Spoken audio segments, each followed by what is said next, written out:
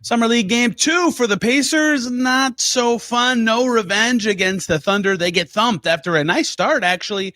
Johnny Furphy doing some fun stuff. Taelon Peter, pretty cool. Enrique Freeman better. Everybody else, quite a lot to talk about on today's Locked On Pacers podcast.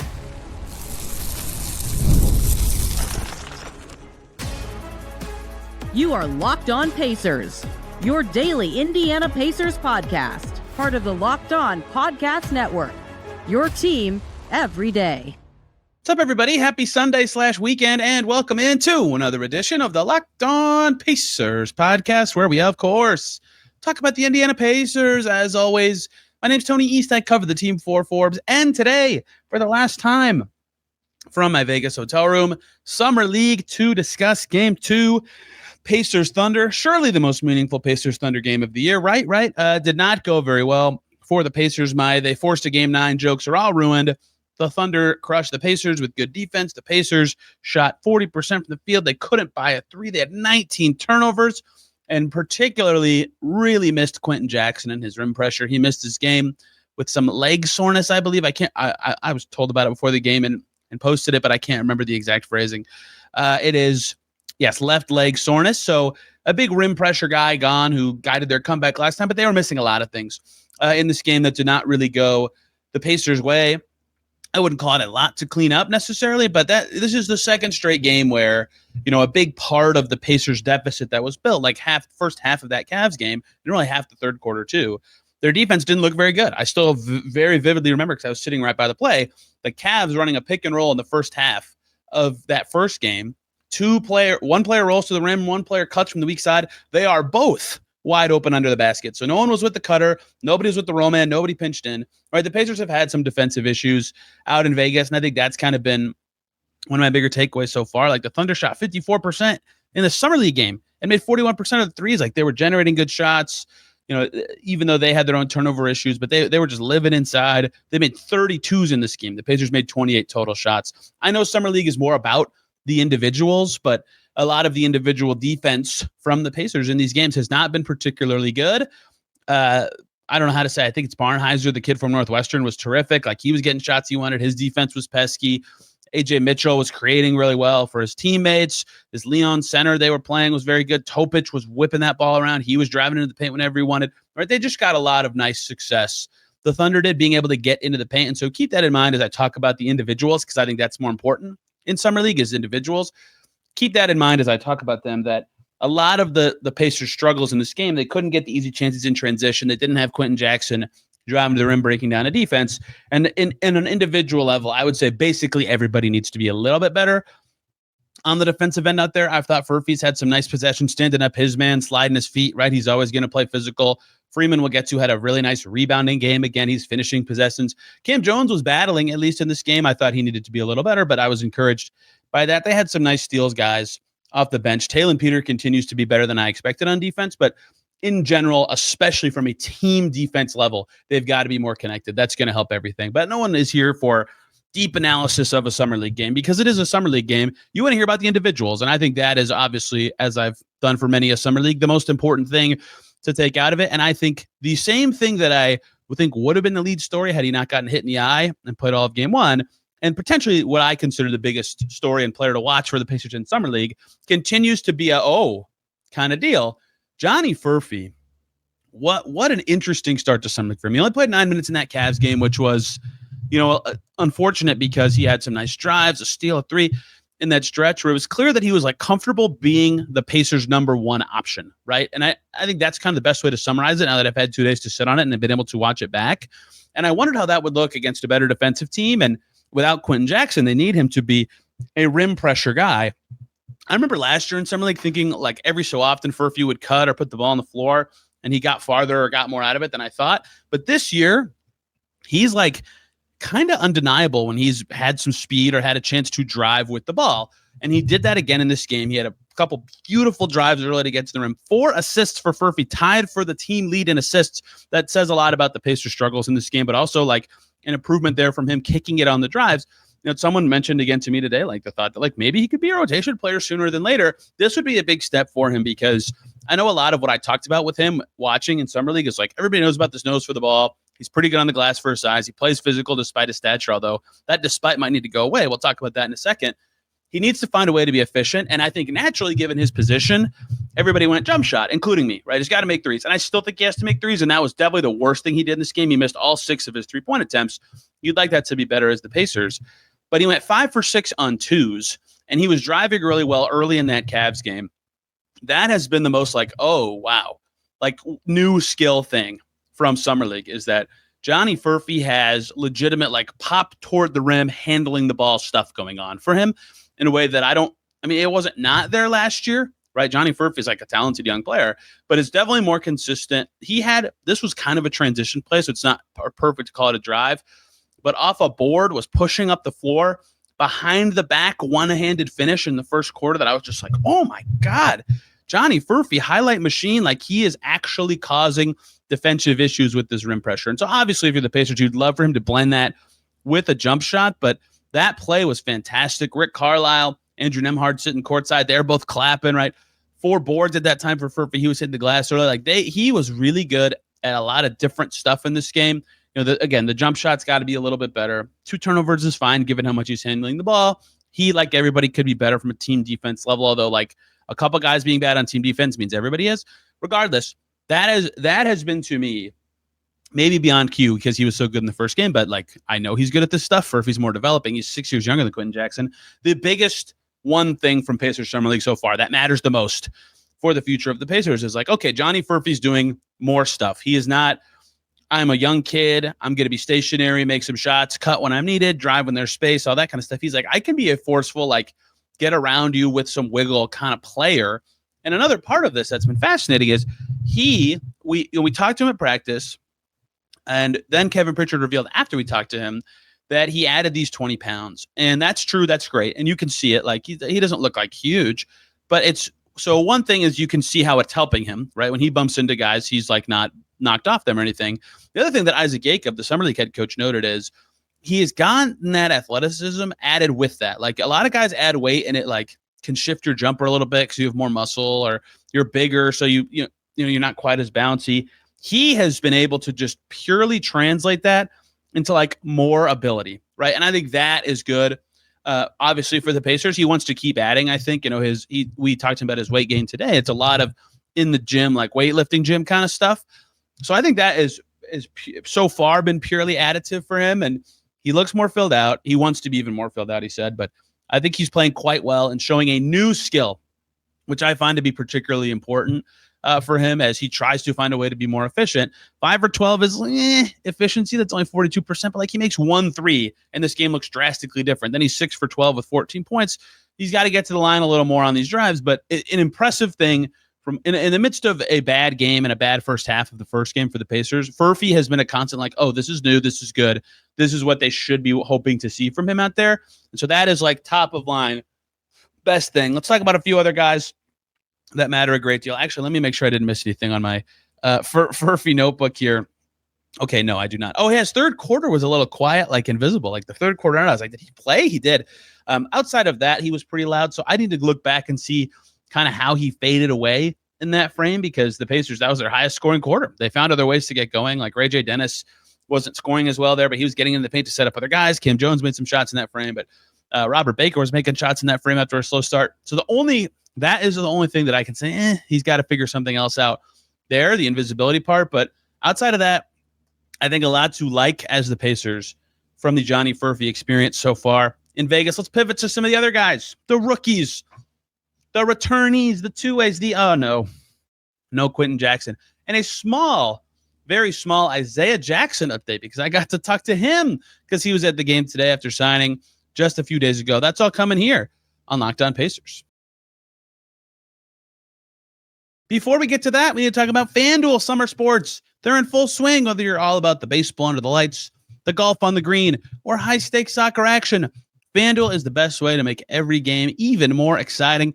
You're already following the action. Why not make it a little more thrilling? With FanDuel, you can get in on the game while your friends are getting sunburned at the beach. Many people use FanDuel for various things like tracking their favorite matchups. The app keeps it fresh for everybody. They have new daily promotions every single day, fun ways to bet. It's easy to use, fast to pay out, makes even regular season games feel like must-watch events. So whether you're placing a same-game parlay or watching a bet ride into the ninth inning, FanDuel makes it feel like you are a part of the action. If you're new to FanDuel, perfect timing. New customers can bet just $5 and get $150 in bonus bets if your first bet wins. Open the FanDuel app today or visit FanDuel.com to get started. We're back here on Locked On Pacers. Thanks for making us your first listen today and every single day. Your second listen, okay, Carter Bryant was the best defensive player I can recall in one summer league game. Maybe not. Their first game, the new Timberwolves French center, whose name I can't pronounce, was also awesome. But Locked On Spurs, because I watched Cooper Flagg versus Dylan Harper, and I walked away being like, oh, Carter Bryant is awesome. Their other lottery pick. That makes me a dork, I'm aware. Okay, other Pacers players to get to. Let's go not fun first. Quentin Jackson out, didn't play. That's no fun. He was very fun in the first game. I hope we get to see him again. Playing in Summer League just to see if like he can do that again. And it's like, okay, he's clearly way too good for this. Shut him down. Get him ready for the season. Not as good. First game, awesome. Look at that new scoring. The setup stuff is there. Ray J. Dennis, look at this. That floater, the three, great. This is exactly the new skill I wanted to see from him personally, because I know he's a good passer. I know he's a very good read the game guy. I know he knows the play. Like there was twice in the first game right in front of us where he knew the play and he was telling his teammates, like pointing like, you're there, set that screen. Right. Like he is really good at that kind of stuff, but the scoring needs to be more, all the time with him, especially given his size. Not a good game from him. Drove into a lot of crowds. I know Rick Carlisle does not like that. He talks about it when other players do it. 5 turnovers for him to just 4 assists. He had some nice defensive moments, certainly. Like he's still reading the game well on that end of the floor. But he missed all 4 of his threes, and he went 1 for 5 on twos. Not a fun bounce back for him after a very, very impressive first game. He was quite good in that Cavs win. He might have been their best player. Him and Q were certainly the best too. But he lost a lot of that verve and pop in this game. Right, good defense early, but the quiet scoring start was my very first note. And then it just never, ever recovered, right? He wasn't as effective as getting those shots. I think he had one of those floaters that he likes to get blocked. He had some chaotic drives. If the floater's not there and the drives are into people, he just didn't look very comfortable, right? So he ends up getting to 4 assists, which is tied for the team lead. It's way too low, right? Furphy matched him. They needed more from him as a table setter and paint attacker to get the defense moving, especially with Quentin Jackson out. Not enough there from Ray J. Dennis in this game. I did get a couple of posts that were like, welp, why is this guy on a 2-way? I was like, did you watch the first game? Obviously this one was not good, but the first one was equally good in the opposite direction. It's fine. Let's get some more sample before we rush to judgments. Obviously, if he keeps playing bad, that's concerning. Cam Jones has had a very interesting 2 games in that I haven't yet been like, oh, this is so awesome. I see this one thing he's doing and I'm very impressed. I will say this, he was very fiery in this game, which I really loved. It's the first time I've seen some yapping at Summer League, which was pretty fun. Him and Brooks Barnhizer were getting into it at one point. Pascal Siakam, Rick, and Andrew Nembhard were all clapping and smiling, on the bench at them. It was pretty fun to see, that kind of passion from him. I think that's a good thing to see. He was 4 for 5 on twos, right? The same thing as Furphy, where they were very efficient when they could get to the rim and take shots they like. For a left-handed dominant guy like Jones, for him, that's often coming from the right side so he can use his left hand across the paint, or coming from the left to kind of scoop at the basket. His 3 was not there. This hitch thing looks goofy, but I've seen it the first day I was at Summer League practice, he could not miss. He was on fire, right? So I think he can be a better jump shooter than he's been so far. So the quiet start wasn't there, but then he had an awesome drive for a bucket, being lefty early. He had a nice right-handed move in the third quarter. No, it was the second quarter, but then his pass immediately was a little off target, right? So something I liked that he did, he kept the defender on his hip, beaming up full court for 60 feet. He kept this guy behind him, and then he had this nice pass to Enrique Freeman for some points. That was a nice feel play and using his speed and size combo. That was the first time I've seen him do both of those in one play, for a meaningful amount of time. That was great. But then he was a little quiet for a while. The chippiness, I think, will come up. So I've kind of been on his Summer League so far. There's certainly room for him to do more, but you also can see okay, here's what he wants to do or is trying to do. And they're still to be clear, they're still monitoring his minutes from this hamstring injury, right? So he's not quite, I would say, 100% out there. So keep that in mind in the analysis of Cam Jones. I don't want to pile on somebody who's hurt in Summer League and also at Summer League. But, it's kind of been okay, I see when he gets a chance to wiggle and drive, he can get by his man or keep his man on his side at least. So there's some sort of vision or advantage that he can use to get someone else open or find a shot he kind of likes. But the efficiency hasn't quite been there on the jumpers. It hasn't been all the time with the passing, right? That was something that was talked about a lot. It's he grew as this point guardy type player that last year At Marquette, he only had 1 assist in this game, 3 turnovers, right? I just think a little more creation would be nice from him, but I also understand that that's not easy in his role. He's playing next to Ray J. Dennis. In the first game, he's playing next to Quentin Jackson. Stephen Ashworth's bringing the ball up the floor. Sometimes, like, Johnny Furphy's initiating. Sometimes, like, it's not all the time that he has the chance to actually do these things, but we know he can be an off-ball player, too, because he was for 3 years at Marquette. So just a little bit more of the Cam Jones experience, I think, would go quite a long way for the Pacers. Let's squeak in Isaiah Jackson here, and then we'll do the 2 guys fighting potentially for a 2-way spot in the last segment. Isaiah Jackson was at this game. I wonder, assume he was in Vegas for the first game, but unsigned. He's not just going to go sit courtside. Andrew Nembhard there, too. He was at the Mavs game right before to see his brother play, and Pascal Siakam showed up. All right, look at that. So some Pacers have descended upon the lovely Las Vegas. That was fun to see. But Isaiah Jackson, I talked to him. He said he's 80 to 90% of the way recovered from his Achilles tear last year and does expect to be ready for training camp. And then I asked Rick Carlisle later about Jackson and James Wiseman if they'd be ready for camp. He said, I don't know for sure, but it certainly seems like they're going to be in good shape. So there's your injury update. I'll have a story on talking to Jackson about his re-signing. And I talked to Rick for about 5 minutes. That story will be coming out pretty soon, too. A lot of stuff from him on the offseason in general, his thoughts on where the team is at, where he's at, where things are headed, all sorts of stuff like that. So, yay, Summer League, fun stuff. The game before was the Bucks, and Miles Turner was courtside, and then he left and ran into some Pacers people. It seemed very cordial with him high-fiving people in the back, but certainly the day after his press conference was interesting. Okay, let's talk some Taelon Peter. Let's talk some Enrique Freeman to close out today's Locked On Pacers.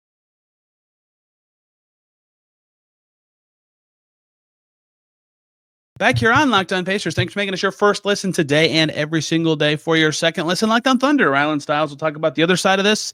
And the Thunder now 5-3 up in this fictional series against the Pacers. I don't know. I was thinking of all these like, most important Pacers Thunder game. They forced a Game 9 jokes, and now I can't use them. So you get the bad end of the jokes, unfortunately. Okay. Taelon Peter, man, this kid is so interesting. Like, he's just kind of good. He's got really good feel. He is. So here's the thing. He's listed 6'4" by Liberty. And I've stood near him and watched him play. I don't actually think he's 6'4". I think he's probably like 6'3", ish. But he plays bigger than 6'4". He plays like he's 6'6", like he's stocky enough to keep guys in front of him. He moves his feet well enough to not get destroyed in these drives. His team defense certainly needs a lot of work. Again, he got smoked by some screens in the first game. But he's playing really well with his feel. 3 assists and only 1 turnover in this game. He had real passes, like legitimately good drive and kick passes. He took the threes today, right? That was my biggest criticism of him in the first game, was that he would have open threes. And Richie McKay, the Liberty coach, talked about it on this podcast. I should have been more prepared for it. Like, he was trying so hard to fit in, which is good. Like, keep the ball moving. And he got off it quick. It wasn't like wrong, but he'd be open and get off of it. In this game, he took the 3. I thought that was great. Took 7 of them. And this one, and Isaac Jacob even said after the game, like, that's something they were telling him. So I feel better about having noted that about him. And he took 7 threes. He made 3 of them. Like, the shot looks comfy. That's great. He almost rolled in a 4th in the corner that like miraculously bounced out. So the percentage is quite close there. But he also made all of his 2s, 3 for 3 on his 2s. So he went 6 for 10 on his way to 15 points. Just really, really good stuff from Taelon Peter on both ends of the floor. He's just been really, really great recently in a lot of ways. And I've been impressed by what he's been able to do as he's kind of trying to show that, he being picked 54th, he is NBA quality, right? He can do a lot of things. And the whole point of him was this efficiency monster, right? I talked all about it. I've talked to people who coached him about it, right? And that's great. Making shots is awesome. Being athletic at that height is awesome. But what I talked about with him previewing Summer League was like, what else, right? What else is he going to be able to show beyond this? That's like, okay, they can develop that into a player. They can take this and turn him into a 2-way player. Like, I wouldn't call his defense on balance like so great, but he's held up enough that I'm like, oh, okay, that's good. That's telling. Like, maybe he can be a good enough deterrent on the ball. And the passing has been fine. The decision-making has been fine. And enough has happened beyond just making and missing shots that I'm like, okay, this is good. This is interesting. This is clearly someone who I think if they gave it 2-2, I'd be like, yep, I get it. Worth taking a stab at developing this player because Taelon Peter has been pretty good through these 2 games. My individual notes on him, he had a really beautiful out-of-bounds save in the first quarter. Super athletic play to throw it off. A Thunder player doing real stuff in his start. He was doing a lot of that stuff in the flow. I should have mentioned that too. Like, it wasn't like he had to force anything, and that's really impressive there.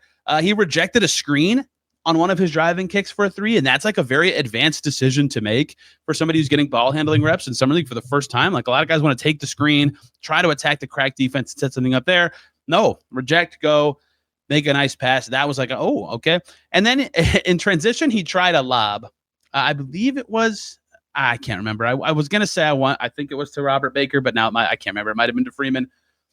One hand, love the idea. Creativity, show some passing pop, love it.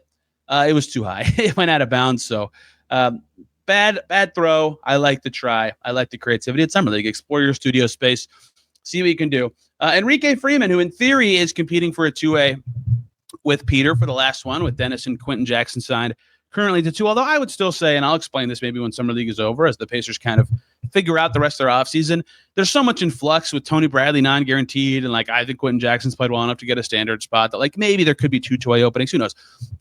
Don't verbatim recite that I'm saying that those 2 guys are fighting for a 2A spot. They're just the 2 guys who I think are the most in the mix for currently one open 2A spot. I thought Freeman was better in this game. Like in the first game, his numbers were good, and I was like, yeah, but he like made some goofy plays and had some weird reads and missed some shots that he, needed to make. I thought he was more effective in this game. 2 blocks and a steal was nice. 4 for 5, okay, but 15 points. He made 2 threes. That's something he needs to show if he's going to be, a front court player at his size. He needs to be able to spread out and take and make the jumpers. He was actually an okay, willing shooter in the G League last year. The accuracy wasn't awesome, but like in a game where the Pacers went 8 for 42 from 3, him being able to stick his really stood out. Of course, he got to the foul line 6 times. He's been great at getting to the line in these summer league games. Like that's where he's been really good, is when he rolls and he gets open, he's caught the passes and just gone straight up and drawn some fouls that way. And then obviously dominant glass game, right? This is where his effort translates the most to a direct, like, oh, this is great skill. He led every player on both teams with 11 rebounds. So 15 and 11. They did not play well in his minutes, but like the way I would describe this is he did what he's supposed to do, but he was way more graceful than game 1, where in game 1, it was a lot of like, oh, that was too clunky. Like the numbers were great. Clearly he was impactful, even though I kind of felt weird watching it. This time I felt really good watching it, even though the numbers weren't quite as good, because it made more sense. It was more connected with his teammates. It was more graceful. I think his defense, like everybody's, needs to be a little bit better, but I walked away from this one being like, okay, that's someone who's made progress from last year, at least on a confidence of finishing level, on a timing of attack level, on a roll, right? Someone who's developing center skills, but is really playing the 4, right? I guess Philip Wheeler could be described as playing the 4. Philip Wheeler, by the way, 10 free throw attempts. He had 9 points on 1 true shot attempt. Like he's been actually kind of good in these games. Enrique Freeman, though, this was better. I think that he would like to keep doing this, right? Coordinated plays. He actually had some defensive plays early, but not awesome. And then his impact kind of faded a little bit, but then it came back in the fourth quarter. He was playing late with some of the deeper bench guys. So this was a better game from him. Perhaps the Pacers' best player in this game, maybe Furphy, but he missed a lot of threes. Honestly, maybe Robert Baker after he started poorly. Maybe it was Taelon Peter, but I put Freeman right in that conversation. So not a great team level performance. A lot of individual kind of stuff from the Pacers in this game. They need to be better in their next one, which is on Tuesday. I believe they play Chicago. I might be wrong about that. I'm wrong about many things. I can't quite remember their exact order. I think it's their only game against not a playoff opponent that they had from last season. So it might be Monday. I don't even know what day it is. Yes, they play the Bulls on Monday. Podcast coming right here, right after that. I will not be there. This was my last one that I will be at. So we'll see who's still playing in that one tomorrow. We'll do a little bit more of an off-season-y, like, hey, here's what's still coming. Be prepared for this or that kind of thing that you need to keep an eye on with the Pacers roster at the moment. Very full, and then more Summer League stuff. And finally, as the offseason is deeper and I'm not going to be so paranoid about something big happening late in the night, we can do guests more often. Yahoo, looking forward to that as Summer League and this week progresses. But WNBA All-Stars coming up. I'm going to be busy. Anyway, thank you guys so much for listening today. So much appreciated. Again, I could not do these travel trips without everybody listening and interacting and enjoying the things sometimes that I have to say. Back tomorrow talking more Pacers heading into the week. Thank you all so much for listening. You can find me on Twitter and Blue Sky at Tony R. East. This podcast is on Twitter and Instagram at Locked On Pacers. We will see you very soon.